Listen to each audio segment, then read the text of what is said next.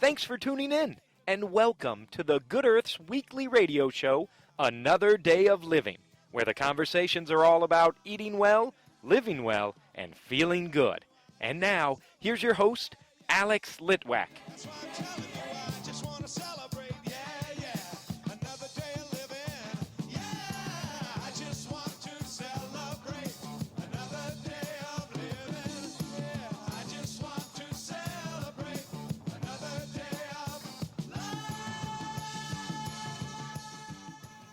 I'd like to be in the kitchen with Deb McClure Smith, but we're just hanging out right now. So I know. No good smells coming out of the kitchen right now, but a lot of good ideas. Yeah, so the holidays are approaching. Yes. And you love to cook. I do. And I love to cook. And the winter is different.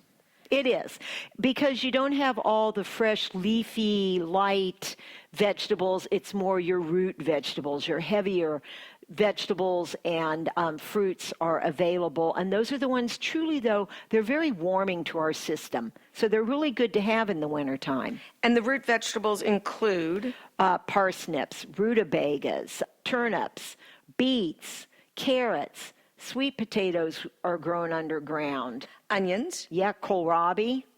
So many good root vegetables. Winter squashes are not a root vegetable, but winter squashes also are wonderful. And you and I always talk about eating colorfully. And what is more colorful than a beautiful orange winter squash with that green skin, or a bright, deep red beet? I mean, so many beautiful colors. I love to roast root vegetables. Yeah, they are, and they're not hard to roast. No, and they get that sort of almost burnt, caramelized or crunchy edges, and I just think that makes them taste great. Yes, I do too. And you know what? When you roast them, it brings out their natural sweetness. So one thing that always amazes me, I know you and I have talked about this at holiday meals, when they do sweet potato casserole with marshmallows on top of it. You do not need marshmallows on top of sweet potatoes to make them sweet. Yeah, it makes my teeth hurt. It does me too. I don't think in my whole life I have never eaten a sweet potato casserole with marshmallows on top. Never.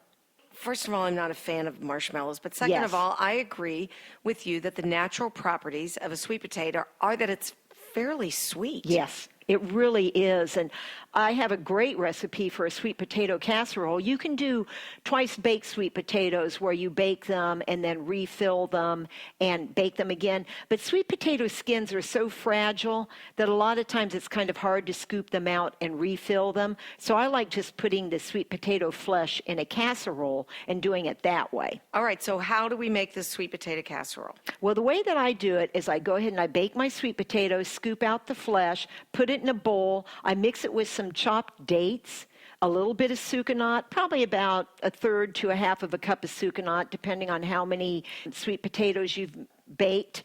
And then I put some cinnamon in there. You mix that all together. Put it in your casserole. You can put in some coconut oil or butter too, and then sprinkle toasted pecans on top of it. Put it in the oven and reheat it at 350 for about 20 to 30 minutes until all that coconut oil has melted or the butter has melted into it, and it looks kind of golden brown on top, and you have your casserole. That sounds easy. It is, and it is so good. We're going to put this recipe in the next Good Earth e-newsletter. Yes, it will be in the newsletter for you. All right. What's another way you can use sweet potatoes? You know, I just found the best recipe recently, which was a raw sweet potato salad. And it was so easy to do. I just took my sweet potatoes, and I have a spiralizer at home, which I love my spiralizer. So I did them on the spiralizer and shaved them into a flat, long noodle shape. If you don't have a spiralizer, you could shave them with a vegetable peeler, or you could use your food processor. So I shaved them into long, flat noodles, and then I put them into boiling water for 30 seconds. The reason I did that was because I thought that being raw, they would be a little too starchy. So by boiling them for 30 seconds, taking them out of the boiling water, cooling them with ice water right away, that broke that starchy flavor and made them a little bit softer. So after I did that, put them in a bowl. I kind of snipped them with scissors to make them into bite-sized pieces. You want to throw in some pomegranate seeds and then make a balsamic vinaigrette, put in a little bit of cilantro and some toasted pecans, and you have a great salad. That sounds so pretty. It is. It's beautiful, and it really has a good flavor. Yum. All right, so 2 great sweet potato recipes. Yep. Of course, both of those are just going to make the holiday season even more festive and yummy. They will. They will impress your friends and family. And isn't that what it's all about? That is what it's all about. All right. Thanks, Deb. Thank you. I'm gonna make a mine if it takes all night. Can you dig it? Can you dig it? Can you dig it? Can you dig it? I that girl. I'm gonna make a mine if it takes all night. Can you dig it? Can you dig it? Can you dig it? Can you dig it? The Good Earth Natural Food Company is celebrating its 46th year as Indy's original source for organic foods, high-quality supplements, toxin-free body care products, therapeutic herbs and teas, cooking spices, essential oils, healthy shoes, and so much more. Our experienced staff is here to help you choose from over 20,000 items in our bustling home in Broad Ripple Village. We're open Monday through Saturday, 9 a.m. to 8 p.m., and Sundays, 11 a.m. to 6 p.m., and our web store is good-earth.com. Oh, it's a groovy situation, a splendid combination that we should meet at a time like this. Oh, it's a groovy situation and a splendid combination. You're something that I just can't miss, baby, baby. It's a groovy situation and a splendid combination that we should. I'm in the not-so-secret offices of Steve Ross, the owner of the very groovy club in the wonderful village of Broad Ripple, The Vogue. Yes. Hello, Steve. Hello, how are you doing? I'm not here to talk about rock and roll. Okay. I am here to talk about something really cool that Yes. you are the co-founder of, Yes. which is the Walk the Talk series. Yes. How did this come about? Let's go back 3 or 4 years ago. I was working with a friend of mine, Karen Golden. She's now doing retreats in Sedona, which wouldn't we all like to be there? Yeah. And she and I were trying to figure out a way to create a speaker series where we had motivational speakers and we had spiritual speakers and we had, business-oriented speakers and, bring these people in. But we realized at that time that, we're talking about Deepak Chopra and people like that who are, $70,000 to $100,000 for an hour and a half. Yeah, big name, big bucks. Exactly. And, we were going, our budget's not that big. So we kind of put it on hold for a little bit. And then Karen met with Richard Brendan and I, and, all 3 of us were talking about doing this. And then Karen went to Sedona, and Richard and I continued working on this. And we came up with the idea of Walk the Talk, a TED Talk inspired spiritual speaker series. And the idea came to me because I was looking for speakers online and on TV and everywhere, and I would watch TED Talks over and over and over again. And I thought, okay, they don't really address any spiritual issues. It's all technical or educational or things like that, which is TED. And that's great. There's a niche where you can do this. And we looked at doing it at the Athenaeum downtown because I wanted an all-ages venue. But then I realized that, with Karen's encouragement, she said, hey, we've got the Vogue. Sure, it's 21 and up, but, our average age audience is probably 27 to 60 plus. And we thought, okay, this is great. So as Richard and I talked about it, we talked about doing it at other areas, and then we go, okay, we're going to do it at the Vogue, and this is how we're going to do it. And then we started to come up with topics, like the first topic was gratitude, and the second topic was with love and action. The next topic is compassion. And we saw that if we bring people in or allow people to come in from everywhere to audition, then we have, as one person said to me, which I love it's like the common man is telling us their story. Because everybody has a story about whatever topic we're doing. And for instance, with gratitude, the topics ranged from, one woman was talking about how she learned to have gratitude for everything. And it was from a woman telling her about her little daughter who only lived 3 days. But they were so happy and grateful that they even had those 3 days, which, gives me goosebumps saying that, because there's so many things we aren't grateful for, but we need to be grateful for everything. Everybody that we auditioned has an approach to our topic. Let's talk about spirituality for a Yeah, minute, because okay. I do think you recognized one of the things about the TED Talks that is a void. They really don't cover the issue of spirituality. So for you, is that a big part of your life? Over the last 15 years, yeah, it's become that way. And I realized, sure, I started in rock and roll, and I've been here 30 years, and I started at the Bluebird in Bloomington in '81, a couple of years ago. And so I just felt, okay, I got to give back or pay it forward or follow this idea that I, was thinking about. And, Richard was huge with it because he just knows so many people. And, he just added to everything we talked about. And, we all had these great ideas. You designate a topic like gratitude. Yes. And how do you get the word out? So we started old school with posters, and flyers. Richard had a really good relationship with Tiona Wright, who owns Natural Awakenings. And she put an ad in there, and we started getting calls. We created a Facebook page and a website, walkthetalkseries.com, Facebook/walkthetalkseries. And we started grabbing and reaching people who were going, yeah, this is cool, and people who just came out of the woodwork. And so what we did is we said, okay, you come and audition, you present a 10-minute, up to a 10-minute audition on topic and how this topic has affected your life. If you want to have a PowerPoint slideshow, you can. And people came out. Our first audition set, we had 17 people. Last time we had 17 people, which is kind of our limit. And we actually had to turn people away. The same with the Compassion Walk the Talk. So there's a lot of people out there who are, psychologists or physical therapists, or one woman's a chiropractor, another guy's a philosopher. The list goes on of people who are like, where'd these people come from? And they're all right here in our community, which is, once again, I'm getting goosebumps. It's super cool. It is cool. And I have found the same thing in doing this show, that there are a lot of very talented people who have a lot to offer others in the community in terms of health and wellness. Right. So right. for spiritual guidance too.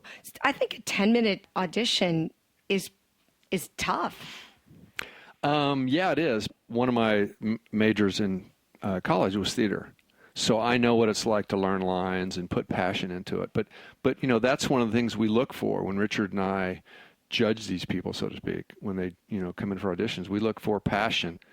Because Chris Anderson, who created TED Talk, he said he looks for someone who literally leaves something on the stage, whether it's crying or emotion or passion that's so strong that it affects everybody.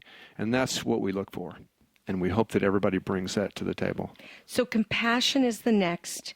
Yes. And that's coming up on December the... December 14th. Cool. And doors are at 7:15. Show starts at 8. It's usually done by 9:15. Each speaker will speak 10 to 12 minutes, and then we have a band that warms up the show. We have confetti and a light show and a motivational balloon drop, which is always fun. It sounds like a party. It is a party. It's a fun party. And it's crazy. So when the Vogue used to do dance clubs, we did balloon drops all the time. And I said, oh, let's do a balloon drop.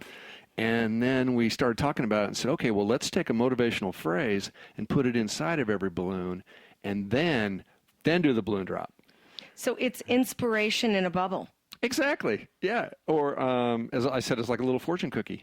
And it's amazing how many people will take that balloon and go home and pop it at home versus a lot of people, they just pop it right on. And then, all the balloons are popping and the band's playing and the confetti's going. And, it's amazing. One thing that's really cool is that everybody is writing either on their phone or in notes, taking notes, and really truly taking away something.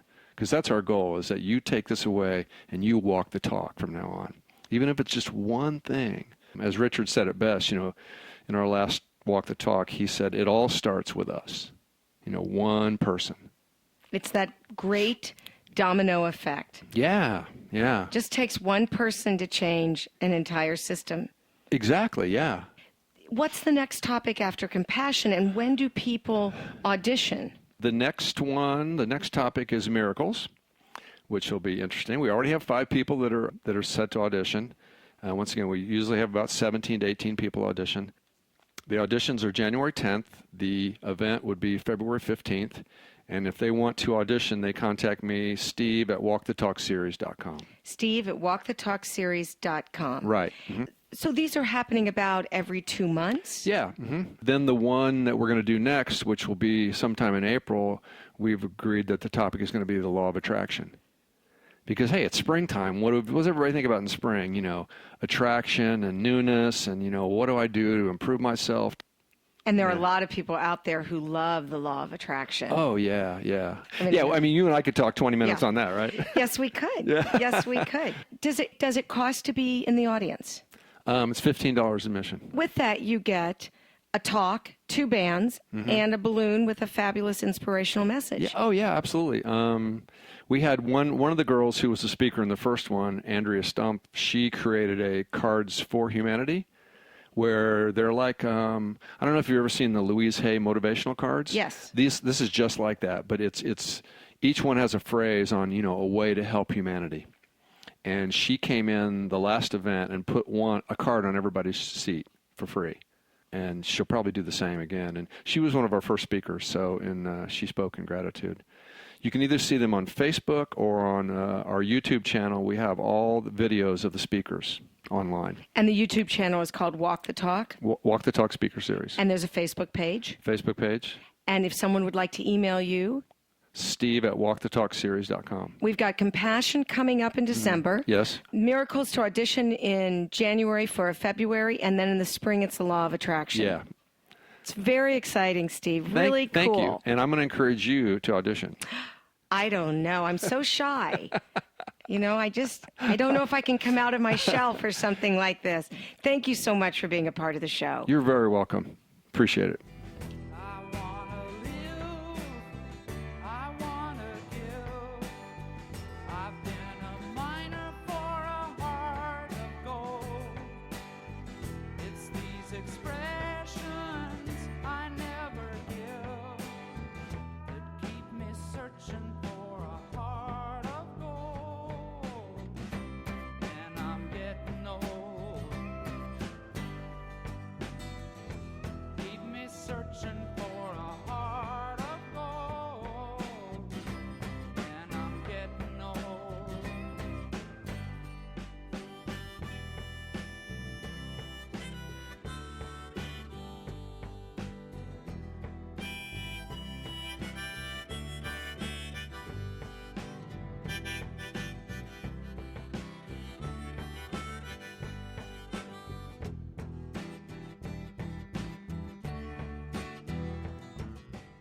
I've got Sam Blandina, corrective exercise specialist, hanging out with me on my deck on a beautiful day with a neighbor who has decided to mow. So if you hear that in the background, that's what it is. Hello, Sam. Hi, Alex. What are we talking about? Well, today we've talked a lot of varying subjects, and of course you've had many diverse people on the show here. And I thought what we'd do is, since we've talked on so many different subjects about the physical body and different physical things and what have you, and spiritual things, that we'd give people some reference, some books that they could look to that would be very helpful to them to, you know, connect to some of the things we've talked about here and some of the training that I've taken and some other people I've been privileged to work with.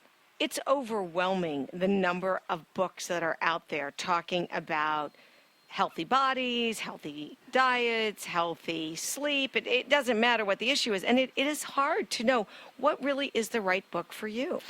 And there are many out there, and there's lots of good ones. All right, well, what do you like? Well, I have about 5 or 6 here that some of them I've actually had to take and read myself for training and what have you, so which of course I'm somewhat biased toward them. Some of them I think are all of them are incredibly good. Let's just put it that way. And I'll start with, I'm a corrective exercise specialist, CHEK practitioner through the CHEK Institute. And of course I'm going to give kudos to the founder of the Institute, Paul Chek. You've interviewed out at the CHEK Institute, Alex, out in California. And Paul wrote a book called How to Eat, Move, and Be Healthy. It's really a great book because it's basically a 4-step program how to eat, move, and be healthy. It talks about, you know, how you want to take care of yourself wholly, you know, spiritually, nutritionally, water, sleep, movement, et cetera, et cetera. So it's a very, very comprehensive, all-around way to approach it. The book is excellent, given dozens of copies of it away to people, and people have benefited from it hugely. In fact, one friend of mine who's now a Czech practitioner, I gave him the book a few years ago, and in him embracing it, and embracing the principles in it, it's because it's a good way to self-learn with this good resource. And it's very, very concise and shows you how to design your own programs, teaches you many, many things. And it teaches you to be a kind of a trainer. Okay. Your own trainer. And my friend embraced this and helped him a lot with his pain, his body pain, and he's become a Czech practitioner because of that. Great. Book number 2. Book number 2 is Anatomy Trains by Thomas Myers.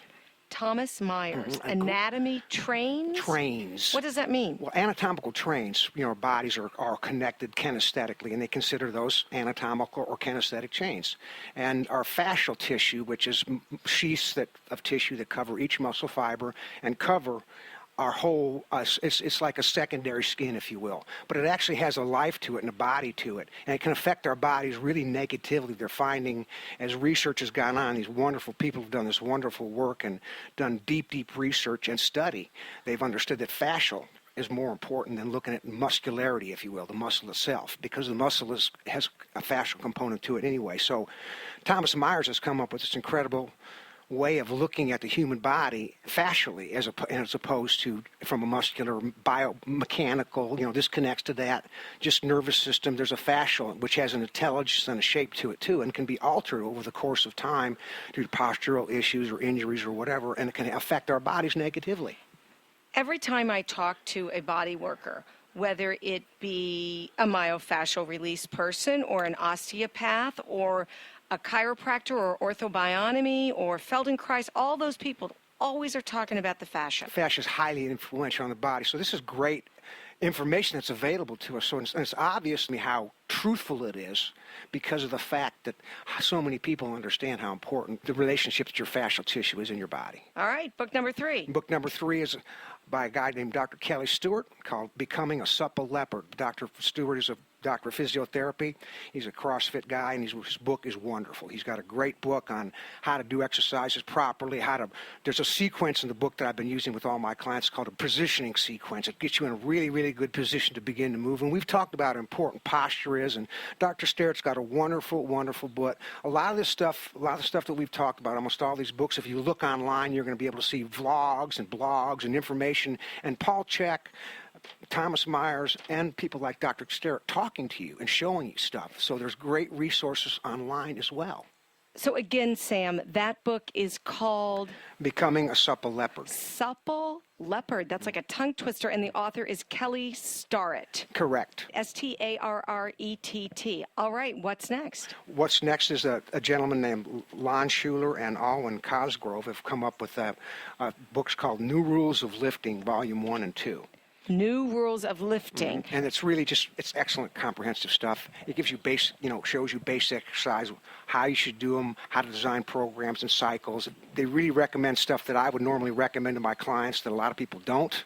They're really on that. They're somewhat similar to How to Eat, Move, and Be Healthy because it does give you like a self-guide on how to kind of work yourself out, if you will. It's very good. All right, what's the next book? The next book is a book called Change Your Age by Frank Wildman, who's the founder of the Feldenkrais Movement Institute. And I've actually worked with this Feldenkrais myself, and I think you're aware of how good it is. And another great book for reference into how to change your body and get it moving more mobily. That's what a lot of these books are about, is how to really move better, too, with more mobility. And I think that Feldenkrais is very much related to what you talked about with the sort of the movement chains. Yes. And really deciphering what's the root piece of fascia and muscle that's moving to, lift your shoulder. Right. I think Feldenkrais is very cool. It's excellent stuff. And moving on, the next one I have is written by a woman named Lauren Roxburgh, taller, slimmer, and younger. It's how to use a foam roller. She's got a whole book on how to roll out your body with a foam roller, which is really good for your fascia, which we're talking about. Many of these books have relations to that stuff, and that's a really good reference for doing foam roller properly. Okay. And moving on, this one deals more with the spiritual physical, spiritual, that connection. Anatomy of the Spirit by Carolyn Miss. You have probably read it, I have. And, there's these traumas that we have that are emotional and physical, and they can affect both ways. An emotional trauma can affect us physically. We can have these, has this term pain body that she uses in her books. And, we got to work on stuff like that, too, if we want to be truly healthy and whole. And I believe you and I have talked about, and other practitioners have talked about, the issues in the tissues. If you hold on to those emotions and don't work them out, they cause you trouble physically as well as spiritually. And the last one we look at here is a classic. It was written by B.K.S. Iyengar, who was the father of Iyengar Yoga, Light on Yoga. And I think probably one of the most premier books written on yoga. And Iyengar, I think, is probably one of the more foundational types of yoga that I would recommend getting into initially. You'll build a good practice if you go to an Iyengar teacher, and because they're really stress the foundations and props if necessary. And I've done many, many different types and taught for years myself, and I'm retired from that. But Light on Yoga, if you want to get some light on yoga, go to BKS. What I like is that you've given us a wonderful list that covers a variety of topics.